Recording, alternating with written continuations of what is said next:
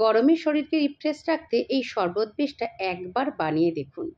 আর কোনো রকম ঝামেলা ছাড়াই মাসের পর মাস পান করে যান। শরীর তো তরতাজা হবেই, সঙ্গে মনটাও কিন্তু একেবারে ফুরফুরে হয়ে যাবে। আর সঙ্গে কাউকে খাওয়ালে সে আপনার প্রশংসা করতে বাধ্য হবে। এখানে আমি 500 গ্রাম আম নিয়ে নিয়েছি।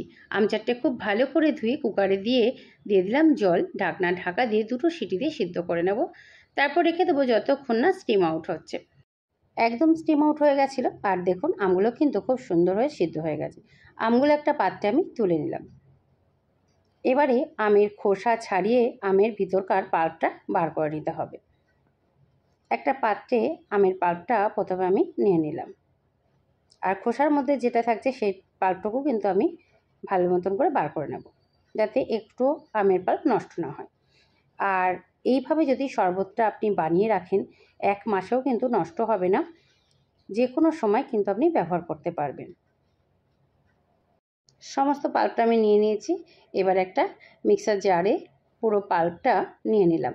আর এতে দিয়ে দেবো 1 ইঞ্চি আদা ছোটো ছোটো করে কেটে রেখেছিলাম সেটা। সঙ্গে দেবো বেশ কিছুটা পুদিনা পাতা।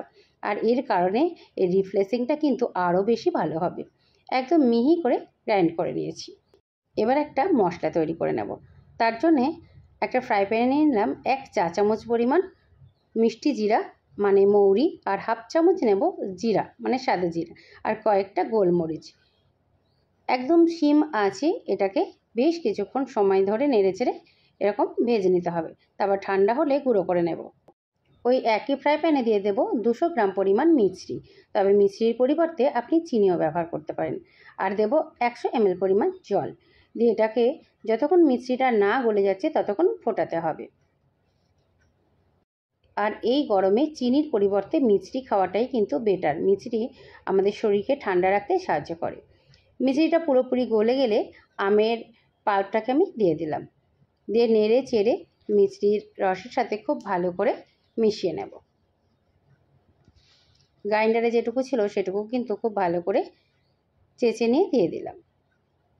দেখুন মিনিট খানেক আমি নেড়ে চেড়ে এটাকে মিশিয়ে নিয়েছি আর মিনিট খানেক ফুটে গেছে। এবারে যে মশলা ভেজে আমি গুঁড়ো করে নিয়েছিলাম মশলাটা দিলাম, সঙ্গে দিলাম বিট লবণ আর সামান্য পরিমাণ সন্দক লবণ। এই ক্ষেত্রে লবণটা একটু বেশি দিয়ে রাখলে যখন শরবত করা হবে তখন কিন্তু লবণটা আর ব্যবহার করতে লাগবে না। সেই পরিমাণ বুঝেই লবণটা দিয়ে দিয়েছি। দিয়ে নেড়ে চেড়ে আরও মিনিট খানেক আমি এটাকে জাল দিয়ে নিয়েছি। গ্যাস অফ করে যতক্ষণ না ঠান্ডা হচ্ছে ততক্ষণ কিন্তু এবার নেড়ে চেড়ে ঠান্ডা করে নিতে হবে। দেখুন এখন কিন্তু একদম ঠান্ডা হয়ে গেছে। এরকম ঠান্ডা করে নেওয়ার পর যে কোনো কাঁচের জারে এভাবে ভরে রাখতে হবে। অবশ্যই জারটা যেন পুরোপুরি শুকনো হয়। ধুয়ে মুছে পুরো শুকনো করে নেওয়ার পরে রাখবেন, তাহলে 1 মাসেরও বেশি কিন্তু আপনি এটাকে ব্যবহার করতে পারবেন। তবে অবশ্যই এটাকে ফ্রিজে রেখে ব্যবহার করতে হবে। যখন আপনার প্রয়োজন বা যতটুকু প্রয়োজন ততটুকু বার করে নিয়ে আবারও সঙ্গে সঙ্গে এটা ফ্রিজে রেখে দিলে আপনি 1 মাসেরও বেশি ব্যবহার করতে পারবেন। চলুন এবারে 2 গ্লাস আমি শরবত বানিয়ে নিই। তার জন্য যে গ্লাসগুলো আমি ব্যবহার করব তা একটু ডেকোরেট করে নেব। তাই একটা প্লেটের মধ্যে যে মশলাটা বানিয়েছিলাম সেই মশলার 1 চামচ দিয়ে দিলাম, লবণ দিলাম আর একটু লঙ্কার গুঁড়ো দিয়েছি। আর গ্লাসগুলোর মুখে দিয়ে দিলাম একটু করে লেবুর রস। আর দেখুন এইভাবে আমি ডেকোরেট করে নিলাম। অ্যাকচুয়ালি একটা সাধারণ জিনিস যদি একটু ডেকোরেট করে ব্যবহার করা যায় তা যেন অসাধারণ হয়ে যায়। আর দিয়ে দেবো 2 চামচ করে এই আমের শরবতের এই পাল্পটা। তারপর আমি এখানে স্প্রাইট ব্যবহার করেছি, আপনি জলও ব্যবহার করতে পারেন। ঘরে স্প্রাইট ছিল তাই এটাই ব্যবহার করলাম।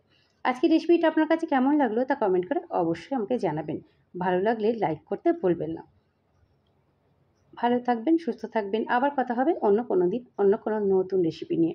ভিডিও শেষ পর্যন্ত আমার সঙ্গে থাকার জন্য আপনাকে অসংখ্য ধন্যবাদ।